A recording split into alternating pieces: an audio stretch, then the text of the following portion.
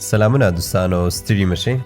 کم چا باندې چې وطن کې شپږ میاشتې وخت پوره شوی یا ټپې وخت ختم شوی دی، دغه کسان د تېرې 2 ورځو راهیسې ډېر زیات په تشویش کې شوي دي چې آیا موږ به وتوانیږو چې متحده عربي اماراتو ته بیرته لاړ شو.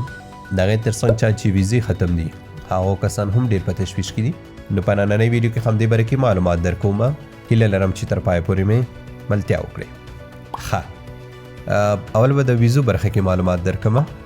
دوستانو، کومو ملګرو چې په وطن کې ویزې ختم شوي دي، په هغې کې کم چا چې دوبۍ نه علاوه د نورو اماراتو ویزې دي، مقصد ابوظبي، شارجه، عجمان او داسې نور، نو دوی دې واړه خپل ویزې سیستم کې چک کړي. ولې چې ما څومره هم چک کړي دي، په سلو کې 95% کینسل شوي دي او 5% په سیستم کې ایکسپایر ښایي. نو که چیرې کوم چا ویزه ایکسپایر شوي او یا کینسل شوي وي، دا کسان نشي کولی چې بیرته متحده عربي اماراتو ته په همدا ویزه باندې لاړ شي. خو کوم چا چې دوبۍ ویزې دي او د دوی ویزه په وطن کې ختم شوي ده، دوی د خپله ویزې په سیستم کې چک کړي. که یې وخت ورکړی و نو بیا کولی شي چې متحده عربي اماراتو ته په همدا ویزه لاړ شي. که وخت یې نو ورکړی، ویزه ایکسپایر شوي وه، نو دوی ته هم اجازه نشته چې په همدا ویزه متحده عربي اماراتو ته بیرته لاړ شي. اوس به راشم، کوم چا چې وطن کې شپږ میاشتې وخت پورې شوی دی یا یې ټپه ختمه شوي ده، نو دا کسان کولی شي چې بیرته متحده عربي اماراتو ته لاړ شي.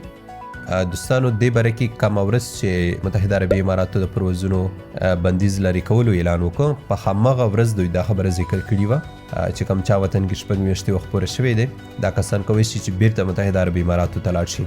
او تاسو خپله وملیدل چې ایران له لارې هم په لسګونو کسان لاړل او روان دي. هغې نه مخکې د ازبکستان له لارې هم په لسګونو کسان لاړل بیرته متحده عربي اماراتو ته.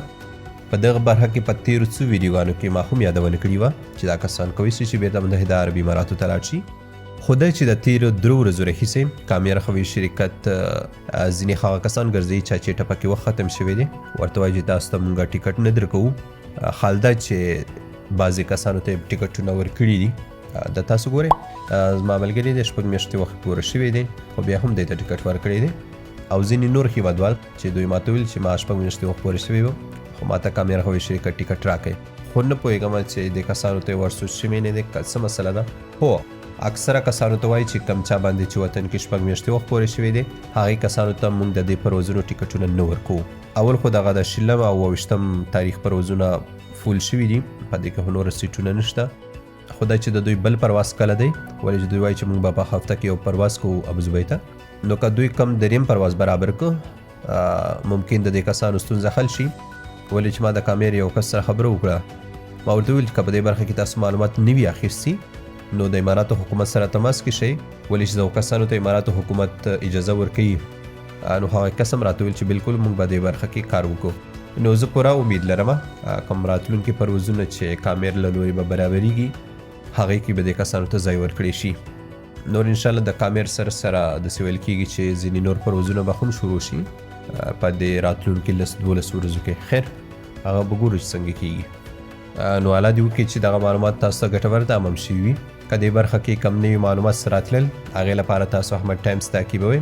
انشاءالله هغې له لورې به په وخت خبرېږئ. نور ستاسو دعاګانو او سپورټ نه د زړه له کومې مننه کوم. ښاد او آباد اوسئ.